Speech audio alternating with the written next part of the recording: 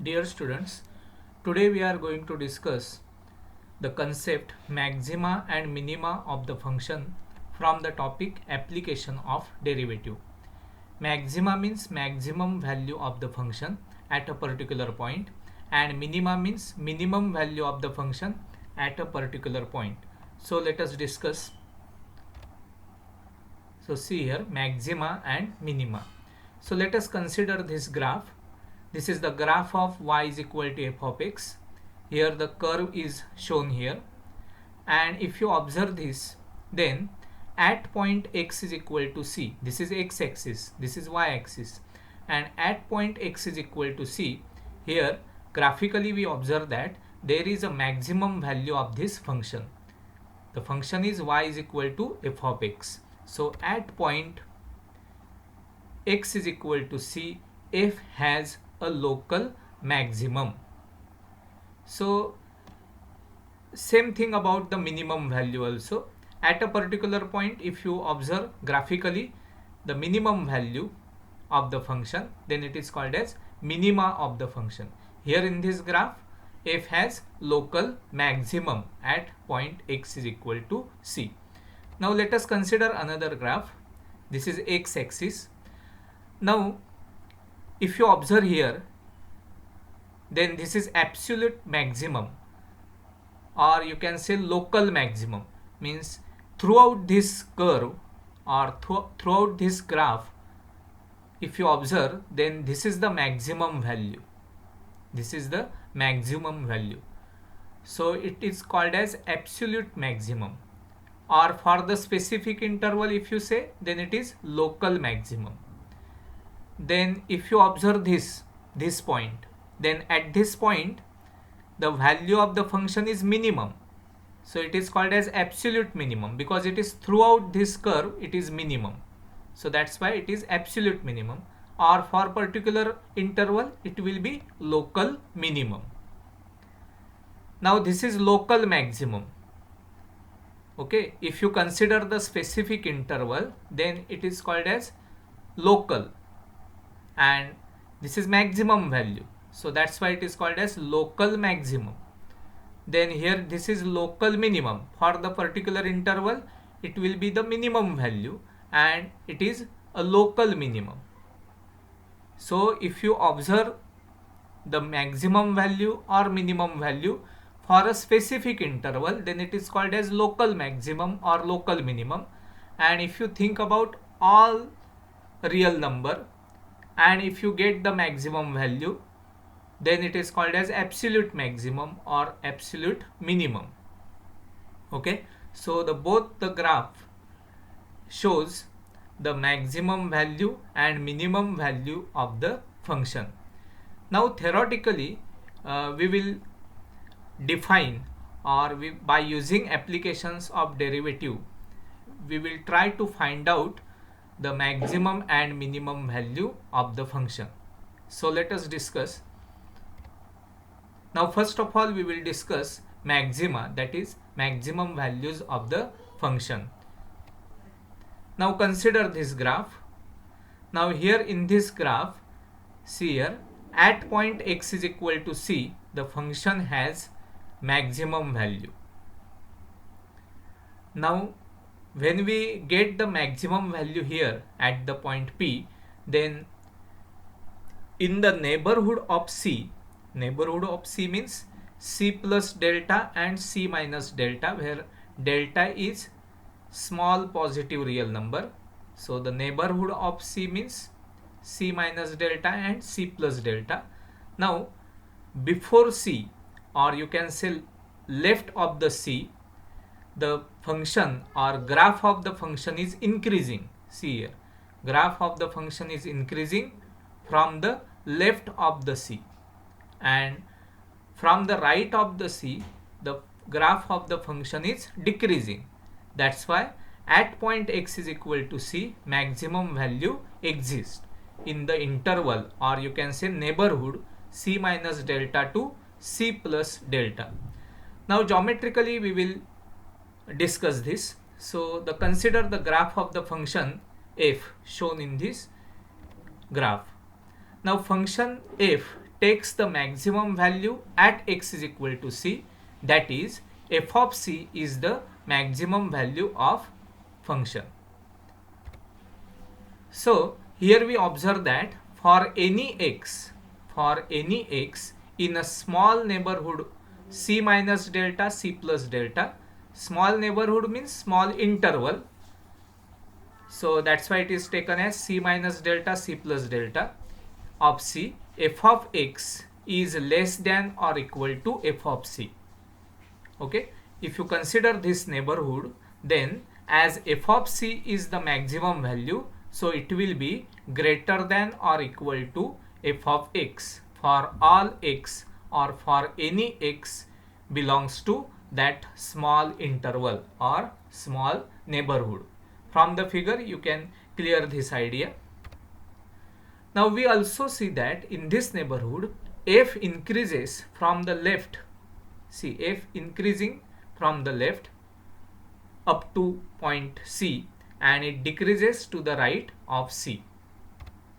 So what is the definition of maximum value? See here, a function f is said to have a local maximum at x is equal to c if in some neighborhood c minus delta, c plus delta of c, the function f increases from the left up to c and decreases to the right of c. Okay, so this is the definition of the function, definition of the maximum value of the function. Now if you observe here, to the left of the c, the function is increasing. Now see here, at any point q to the left of c, that is at point c minus h, here the point q is shown here. See, the tangent is drawn here, and as we know that as the function is increasing, the slope of the tangent is greater than 0. That means f dash of c minus h, f dash of c minus h is greater than 0 at any point q in from the left of the c, because the function is increasing. And if you observe, see, consider the point r, the value of the function is f of c plus h. See here, at point c plus h, here r means it is f of c plus h. And as the function is decreasing from the right of the c, here the tangent is shown and the slope of the tangent is less than 0. That means f dash of c plus h is less than 0. So if f dash of c minus h is greater than 0 and f dash of c plus h is less than 0, then at point x is equal to c, the maximum value exists. That we will discuss now with respect to this graph. So some remarks are there. From the graph, if you observe that, then the tangent to this graph at point x is equal to c is parallel to x-axis. Exactly at point x is equal to c, if you draw the tangent, then it will be parallel to x-axis. Hence the slope of this tangent, which is f dash of c, is equal to 0. So this is the observation from the graph. Similarly, second note, if c minus h is the point in this neighborhood and to the left of c, then f is increasing at x is equal to c minus h. See the graph. So at point x is equal to c minus h, function is increasing. So that's why by definition of increasing function, f dash of c minus h is greater than 0. Similarly, if c plus h is a point in this neighborhood and it is to the right of c, then f is decreasing.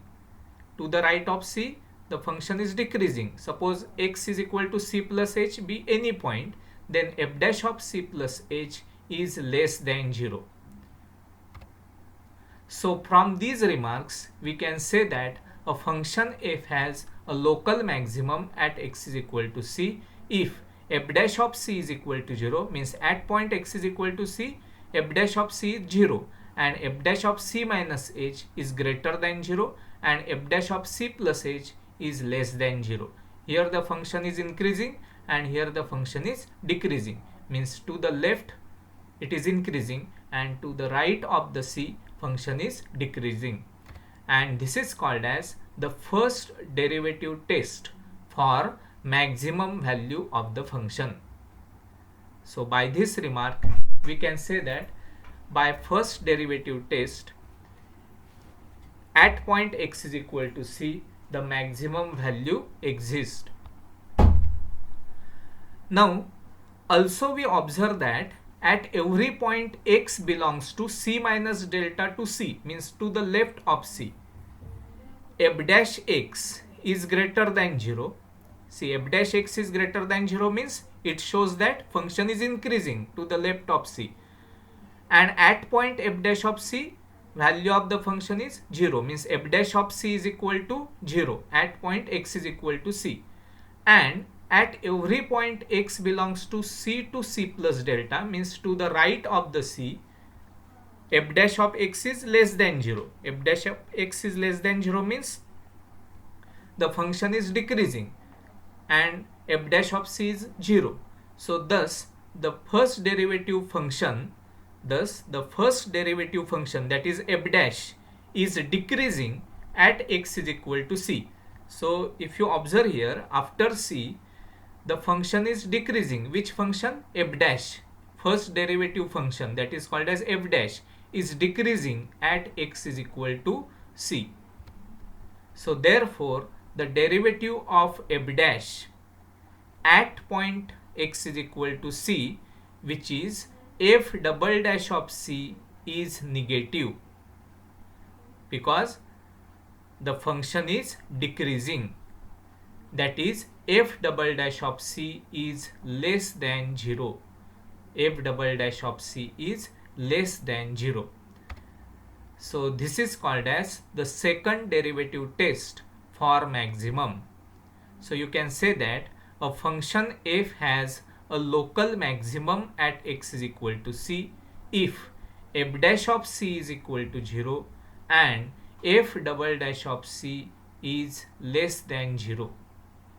So by the second derivative test you can define the maximum value of the function like this. Okay, so all these four remarks are very important theoretically. Now let us discuss the minima, and for that see this graph. Here the neighborhood of C is taken. At point x is equal to C, the point P is shown here, and at that point the function has minimum value. And if you observe the neighborhood of the C, then let us take the point Q here. Then at any point to the left of the C, function is decreasing, and after C the function is increasing. Okay, so let us discuss here. So consider the graph of the function, and f takes the minimum value at x is equal to C, that is f of C is the minimum value of the function. Now here if we observe that for any value of x in a small neighborhood of C minus delta C plus delta of C, f of x is greater than or equal to f of C, because f of C is the minimum value. So other values are greater than or equal to f of C. And we also see that in this neighborhood f decreases. See here, f decreases from the left up to C and it increases from the right up to C. At point x is equal to C, function has minimum value. Okay, now let us discuss. Here Q is any point to the left of C. Here on the x-axis C minus h is the point, and R is the any point on the right hand side of C. So that's why it is C plus h. And hence we can say that a definition, a function f is said to have a local minimum at x is equal to C if in some neighborhood C minus delta C plus delta of C, the function f decreases from the left up to C and increases to the right of C. So this is the definition by using this graph. Now let us discuss the some remarks related to this graph. Now again here At point x is equal to c, the tangent is parallel to x-axis. So that is f dash of c is equal to 0. Slope of the tangent is equal to 0. Now if c minus h is the point in this neighborhood to the left of c, then f is decreasing. That's why f dash of c minus h is less than 0. Similarly, if c plus h is a point in the neighborhood and to the right of c, then f is increasing. So at point x is equal to c plus h, f dash of c plus h is greater than 0. So from this remark, we can say that a function f has a local minimum at x is equal to c mathematically if f dash of c is equal to 0 and f dash of c minus h is less than 0 and f dash of c plus h is greater than 0. F dash of c minus h is less than 0 means to the left of c the function is decreasing, and f dash of c plus h is greater than 0 shows the function is increasing to the right of c. That's why exactly at point x is equal to c, the function f has a local minimum.